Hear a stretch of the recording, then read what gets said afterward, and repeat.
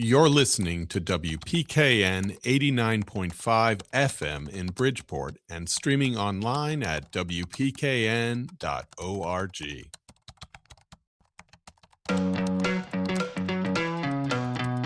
Reporting and supporting what matters. This is CT Examiner Weekly. With a hard deadline from the EPA to address PFAs, so-called forever chemicals in the public's drinking water, one small town in Connecticut, East Lyme, is launching a $17 million effort to comply. What will this effort look like in your town? I'm reporter Ally LeMaster with the story. School's out for summer, as former Belhaven resident Alice Cooper would say.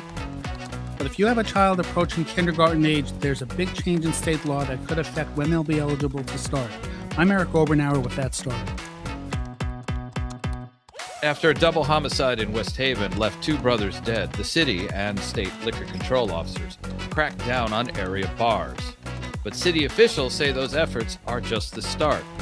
I'm Nick Sambides, and I have that story. From scroll work and fancy flourishes to butter churns and coronets, I'm Robin Breeding, taking a look at some fun summer events coming up.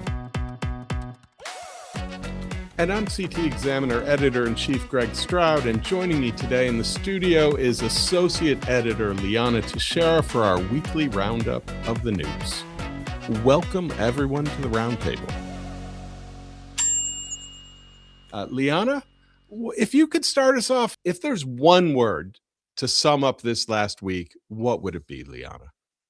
I'd say a summary of this week is definitely compliance, whether it's the environmental regulations that Ally talked about or a new education law or public safety at bars. So many of the stories this week are focusing on what happens if people and communities have to adjust to new requirements and the consequences if you don't. Well, that's interesting, because I think maybe next week is going to be streamlining and how to make compliance easier. So compliance, streamlining, regulations, how it all plays out on the local level.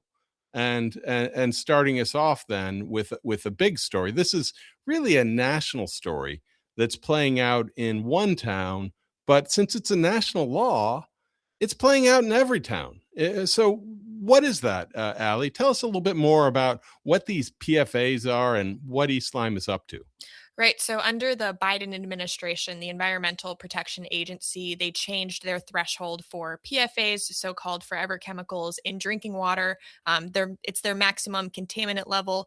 They changed it so it would be 4 parts per trillion is the acceptable PFA levels. And a lot of communities across the country have exceeded rates of this. So really what we have is we have a chemical in drinking water that 20 years ago, they probably didn't even have the technology to find. I mean, we're talking parts per trillion. I mean, so little, it's hard to imagine that they're significant, but they are, and in part because they build up in the body. Right. Long-term exposure to PFAs can contribute to kidney and reproductive cancers. There's a lot of other health concerns associated with it as well. And these are things that were used. Part of what makes these chemicals dangerous is what makes them valuable. It's that they're very durable. And so when you heat up your buttered popcorn in the microwave, they used PFAs to keep that paper liner, that cardboard liner intact. When a plane crashes on the runway, they use PFAs to deal with those high temperatures of jet fuel. So in East Lyme, as with a lot of towns, they've got these things stick around. Yeah, it's kind of incredible to think about how much PFAs are in, I guess, our systems in the world, because their PFAs are in pizza boxes, they're in toilet paper, they're in furniture, they're sort of everywhere, and they're still being produced, which is really interesting. And now towns or a local water authority have to essentially get rid of these PFAs that are still being produced. And the question is, how is this going to be paid for? So one of the interesting things is, I recall last year, you were up in the quiet corner talking to a dairy farmer, and he said, my milk is contaminated with PFAs coming from the local trash burning. And there was a trash burning facility, and the state said, We don't regulate the PFAs that are coming out of the smokestack because the EPA doesn't have any rules. And so here the EPA has rules on, still doesn't have rules on what's coming out of the smokestack, but they do have rules on what's in the water and what's acceptable. Right. Yeah, they have no sort of standard on what the PFAs that could come out of the air, which was a concern that a bunch of dairy farmers had. But now they have these rules that water authorities must abide by at least 2029. Ally, one thing that strikes me, East Lyme is a small town. Is this a particular concern for East Lyme, and how would East Lyme have a disproportionate amount of these chemicals? If it doesn't, I can only imagine in more populated or industrial areas how high these levels might be. Yeah, so it's really hard to trace the source of where PFAs in a water source come from. So that's in East Lyme, at least they have 2 wells that have elevated amounts of PFAs in it, and I think they range from 6 to 7 parts per trillion. So it doesn't sound that much higher up, but kind of the filtering process and the design process, it's a lot of money, and a lot of towns are going to have to face what this cost will look like, if federal subsidies don't come in. So, Ally, you said that the water authorities are going to have to be responsible for removing the PFAs, right? So then why isn't the legislation coming from getting PFAs out of the products rather than taking it out of the water after the fact? That's a good question. I'm not exactly sure. I heard that there might be some sort of phase out with some PFA products, but I don't know the exact on, what can go on. I know that DuPont and 3M, which are companies that they have a lot of PFAs in some of their products, they're being sued by many towns across the country. There's a class action lawsuit going on right now. And I think that there's other lawsuits as well about the fact that they're in this water. So I think that it's an ongoing sort of question of how do we phase these out? Can we phase these out? That sort of thing. It's amazing to me because, there are so many other chemicals in the world that can be threatening. Does anybody have any idea of the long-term costs or health concerns? Like, how do you know you've been bothered by a PFA? I think it's an interesting question. I talked to the dairy farmer in Preston. He believes that the PFAs that he's inhaled by being close to a trash incinerator have elevated his PFAs and caused harmful health effects, but it's kind of hard to correlate it. I know that in particular that cancers have been attributed to PFAs, high cholesterol, and other sort of ailments. The way that there's certain kinds of compounds, and they tend to be chlorinated compounds and fluorinated compounds, and these just chemically tend to have really strong bonds. And this is something, you learn in high school chemistry, that they sit really close to each other on the periodic table. And so what they do is they measure them in your fat, in your bones, and then they create charts and they correlate this, with outbreaks, and they look for hot spots of cancer. And certainly we looked at maps where there were some hot spots of cancer in Connecticut that correlated fairly well with where there were PFAs. And this is, it's one of those issues where no easy answers. You sort of say, how do we phase these things out? Well, what about, firefighters right now are worried about, they have equipment that has to be very durable, has to stand up to extreme heat. And those same properties tend to be poisonous, toxic for humans, and they don't break down. And so when they don't break down, they just stick around, and they stick around in your body. Some of you might recall all the way back in the early 90s, this was a discussion that we had about mercury. And this was a discussion that we also had about arsenic in the water. And part of the reason that these issues have been difficult to deal with is because they come at significant cost, and somebody has to pay for it. So in this case, it's $17 million for one town in Connecticut that has no real industrial history. And so you can imagine how much this will cost in Bridgeport or Norwich or Gary, Indiana. So what's next, Ally? Like, where are we in the process? Is this a town by town expense? That's a great question. I think that the question is who's going to pay for all this. Some people have said that it will come out through litigation, through suing some of these companies. There's been bonding initiatives across the state to help pay for some of this, from towns across the state to pay for this. And I know in East Lyme, in an attempt to pay for at least the design of these two new PFA removal facilities, they had to increase water rates quite a bit. So the taxpayer is at least paying quite a bit of the burden. Is this deadline a hard deadline?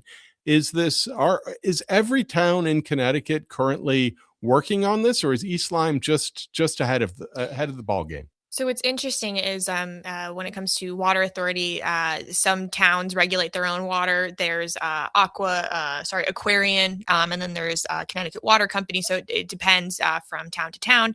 And I know the EPA is considering extending the deadline for removing the PFAs and efforts towards removing the PFAs to 2031. So we'll see if that will happen, if that will be moved back. Well, this is great reporting, and I'm sure we'll be returning to this, and we'll be returning for some of the even smaller towns that might be facing these same issues.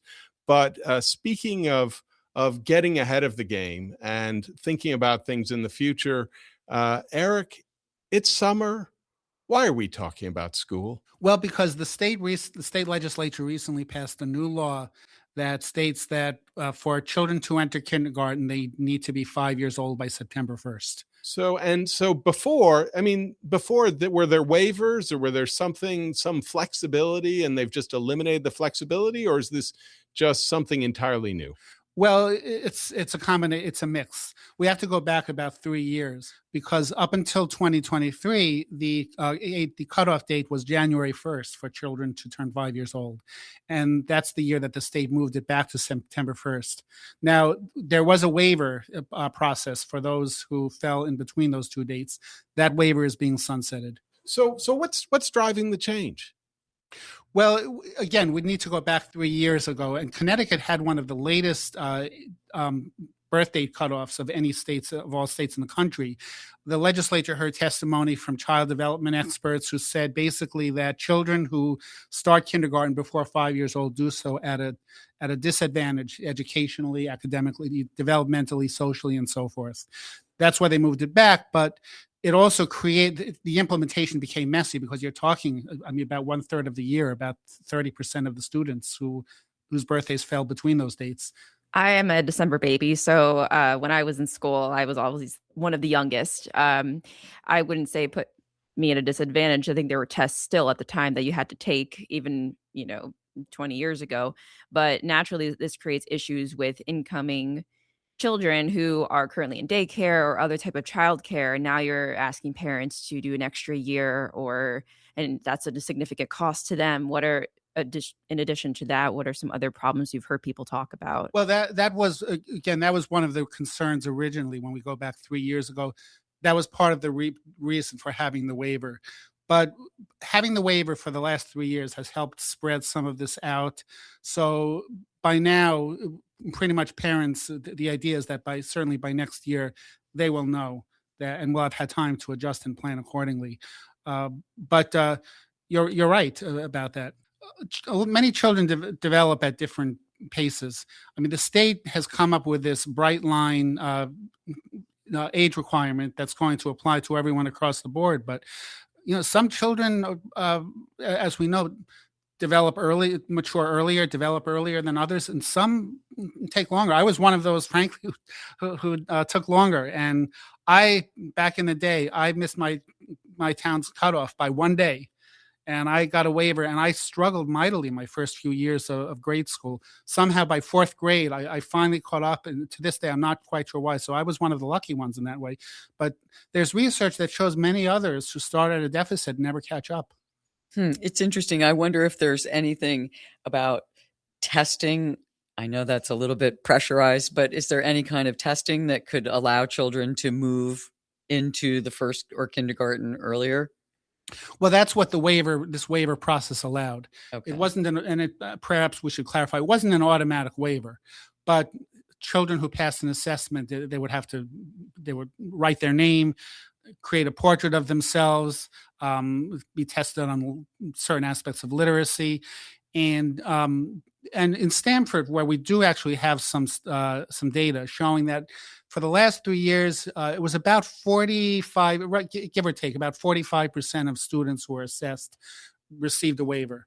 And again, that waiver is going away. Norwalk now, for example, has had a waiver, but for students to be assessed there, they need to be assessed by August 17th. That's the deadline, or else if they don't meet the September 1st cutoff. So, I mean, what we have heard is that children have to, by the third grade, if they haven't caught up with their reading and their literacy, they have a hard time catching up. And so some of this is maybe just it comes out of reassessing. It's a data-driven approach to how do we get our children, up to speed? How do we eliminate problems before they happen? Yet at the same time, we have the state pushing for universal preschool. So trying to get children into the educational system earlier and earlier, but how they do it, I guess, is the proof's in the pudding. I'm sure we're going to be returning to this once the school year begins, but I think right now we'll have to put this one aside and move on to Nick's story. And Nick has what you might call a quintessential summer story, which is a double homicide, misbehaving, alcohol-related incidents, and one town trying to do something about it.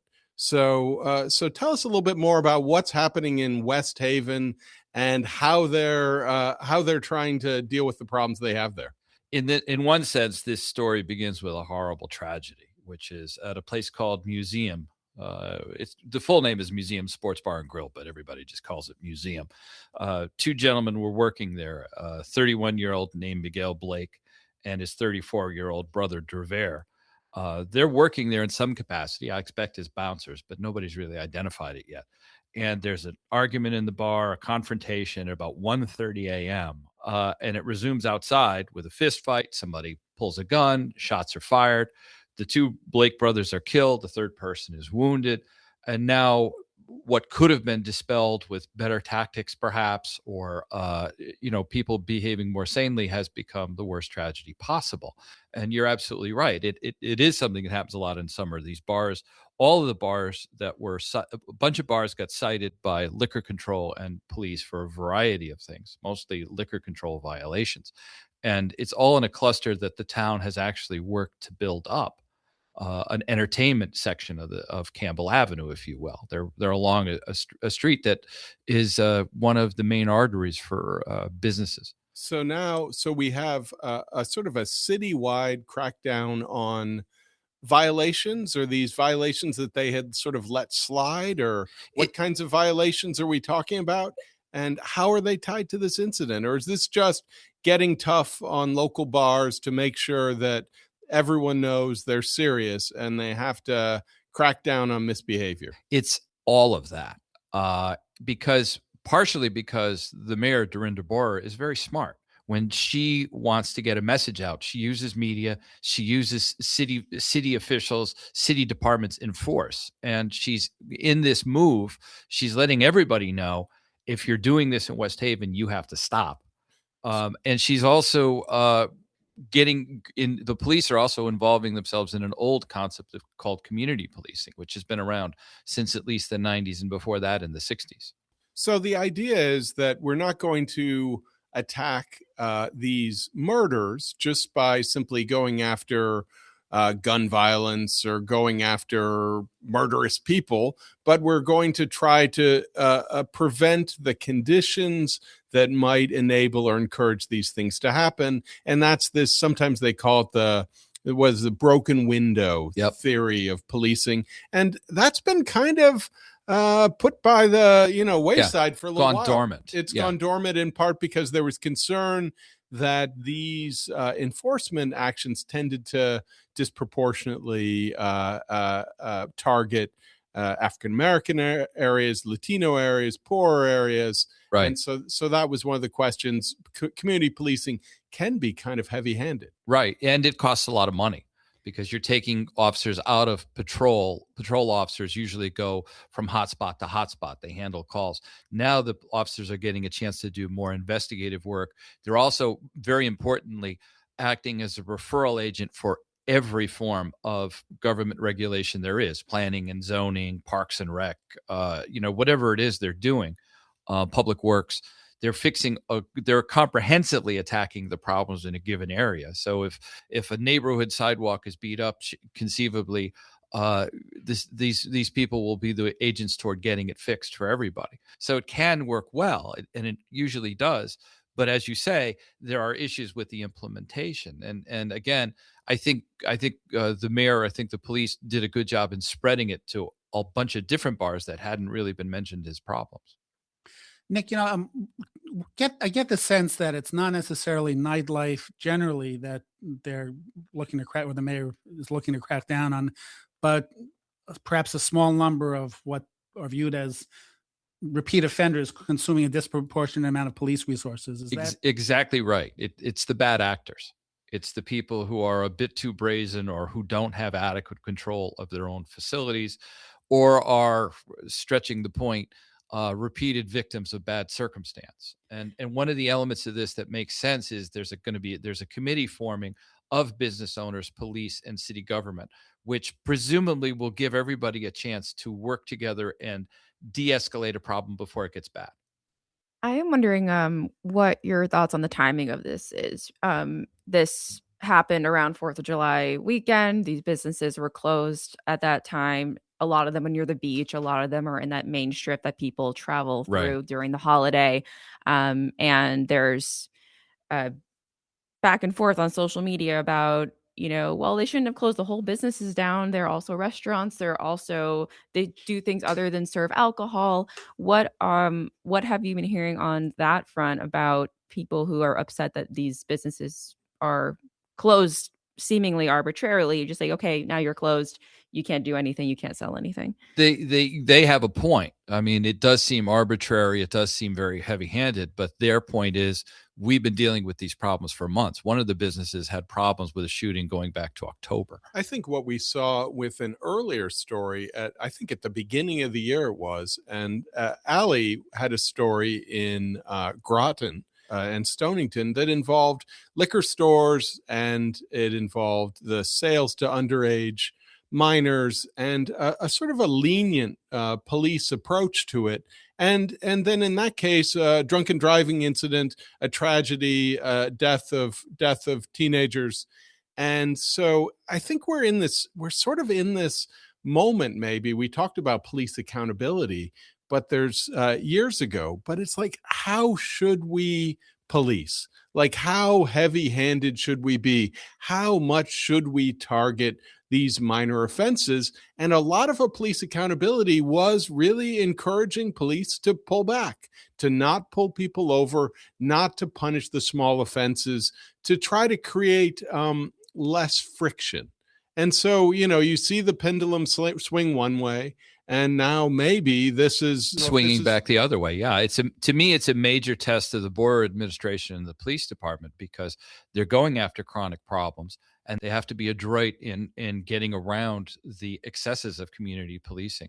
And they're bringing back a division. It's another test in the sense that this is money the city allocated to something that had been cut from the police department. And West Haven has had decades-long financial problems where that required a state bailout. I think it's going to definitely be a test for the city to decide how it's going to police going forward, whether it's going to be more of a reactionary approach or if it's going to be more preventative, which it seems like they're trying to be more preventative at this point. I think this isn't the last time we're going to hear about this story, and we'll be looking for it in some of your other towns as well. Yeah, I could see this. I could see this happening in other towns because, they're pushing. Essentially, I think they'll be pushing bad actors into other areas. Right now, we'll have to put this one aside. We always wrap up the show with a look at the arts calendar. I think it's the best arts calendar in the state. And Robin Breeding, our arts editor, is in the studio.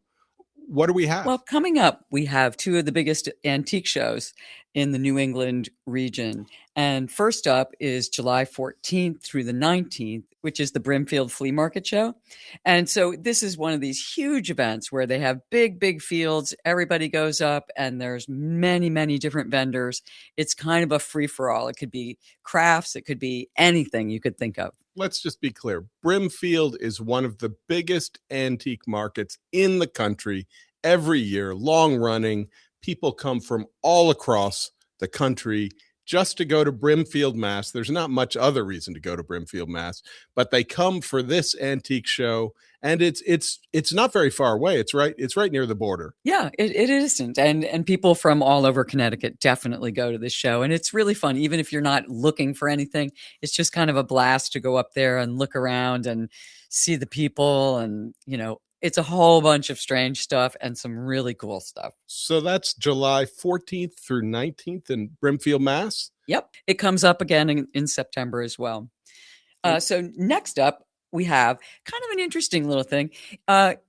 It's a person who is a calligrapher who is teaching a workshop at many libraries across the state of Connecticut. And it is teaching children and young adults how to write your name, just like John Hancock. So it's a cursive writing workshop for kids and adults. And this one's at the Avon Public Library on July 28th at 3:00. And I just think that's neat. I've always loved handwriting and, just anything beautifully handwritten. I'd love. If you ever look at any early examples of writing, it's in a whole nother. That's why I say fancy flourishes and scroll work. That's part of what goes on with penmanship, even deeper. So it's a fun event, and it has a sort of a 250th anniversary sort of resonance there with John Hancock. Absolutely. And check other libraries, check your local library to see if they're doing any other workshops there for you. And going with that is this Mass Scribes event. And that, again, it's a group of people who are interested in calligraphy, and there'll be a big show from July 16th to August 14th at the Rhode Island Watercolor Society at Slater Park in Pawtucket. And again, it's one of the speakers is the person who's giving these workshops around the state. And, it's going to be a very cool event. If you like this kind of thing, it'll be a big exhibition of beautiful calligraphy. So 2 events on beautiful handwriting. And so what else do you have for us, Robin? My kind of thing. All right, here's one I like. The St. Anne Feast, and it is at the St. Anne Club in Norwalk. And they have this celebration every year. I think this maybe is their 30th year. And you go down and it's a big Italian street festival, a celebration of all things Italian. And it's just a fun street event. So a huge Italian-American street fair. That's July 23rd through July 26th, rain or shine. Yep, absolutely. It's a big one. Okay, next up is a huge festival. It's the Jazz Festival. It's the Litchfield Jazz Festival. They've been doing this for 30 years. They get huge lineups. I mean, Don Braden and the Litchfield Jazz Dectet, Jimmy Green Quintet, Steve Davis Sextet, the Paul Bolenbach Quintet, Curtis Brothers Trio, Steve Kortyka Sextet. And that is in Washington, Connecticut. And that's July 24th through 26th. Is that it for this? No, I've got a bookend of another show that's coming up. It's the New Hampshire Antique Show. And unlike the Brimfield Show, which is a bit, out there, the New Hampshire Antique Show, which is August 6th, 7th, and 8th at the Doubletree Hilton Inn in Manchester, New Hampshire. This is sort of the big boy of high boys, shall we say. This is where all of the people who have really fine early American antiques go and show. So you're not going to find any crazy angel statues here. If it's a year of thinking about the American Revolution, thinking about what America is and the history of America, one way to learn it is by looking at our furniture. I guess that pretty much wraps us up for this week. It was great to have you all together in the studio. And next week, I hope to have you guys again, because as we say, the news is never done. For more news and events, or if you want to send in comments or story ideas, please go to ctexaminer.com. And if you want to support our mission of keeping Connecticut informed of the news that matters, A subscription is just $20 for the entire year. Reporting and supporting what matters. This has been CT Examiner Weekly. Thanks for listening.